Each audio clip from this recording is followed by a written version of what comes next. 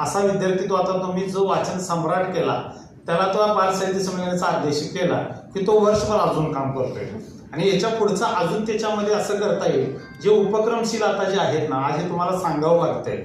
आमच्या जिल्ह्यामध्ये ही स्पर्धा आहे काय कोण काय काय करते सांगण्यासाठी. आपल्याकडं आता समाज माध्यम आहेत, पोर्टल्स आहेत, चॅनल्स आहेत.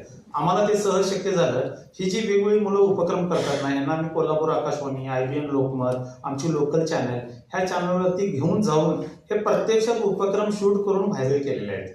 तर आता तुम्ही हे भर करा, जसं मॅडमांनी उपक्रम सांगितला, सरांनी सांगितला, तुम्ही सांगितला की हे मुलांचे शूटिंग करून ना तुम्ही युट्यूब असेल, सोशल मीडिया असेल हे टाका. म्हणजे मला वाटतंय मध्यंतरी आमच्या एका दुर्गम भागामध्ये नेट नसलेल्या ठिकाणी एक शिक्षक शाळा घ्यायचा मुलांना घेऊन जाऊन, आणि तो व्हिडिओ व्हायरल झाला आणि त्या शाळेला बोलवून घेण्यात आलं एका संस्थेकडून. त्यामुळे ह्या गोष्टी आज आपल्याकडे साधनं प्रचंड आहेत. तुम्ही टेक्नोसेव्ही बनलं पाहिजे.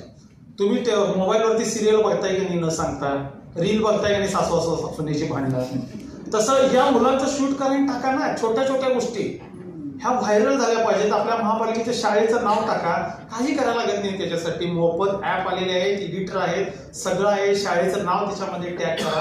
तुम्ही कधी व्हायरल व्हाल आणि कुठे पोचाल ह्याचा भरोसा नाही.